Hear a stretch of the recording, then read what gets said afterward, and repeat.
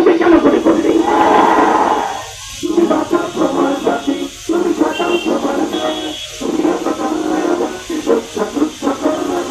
লড়াইয়ের সাথে সংগ্রামী খুলনাবাসী প্রয়োজনীয় রাষ্ট্র সংস্কার, গণহত্যার বিচার, সংখ্যানুপাতিক আর পদ্ধতিতে সুস্থ ও নিরপেক্ষ নির্বাচন, বন্ধকৃত নীল কলকারখানা চালু ও ইসলামী সমাজ ভিত্তিক কল্যাণ রাষ্ট্র প্রতিষ্ঠার দাবিতে ইসলামী আন্দোলন বাংলাদেশ খুলনা মহানগর জেলা শাখার উদ্যোগে আগামী 26শে জুলাই রোজ শনিবার সকাল 11টায় নগরীর ঐতিহাসিক বাবরি চত্বর শিববাড়ি মোড়ে এক বিশাল গণসমাবেশের আয়োজন করা হয়েছে।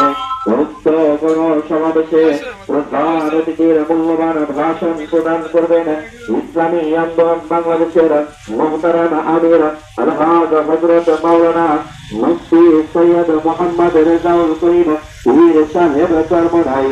26শে জুলাই রোজ শনিবারের সমাবেশে বিশেষ অতিথির মূল্যবান বক্তব্য রাখবেন ইসলামী আন্দোলন বাংলাদেশের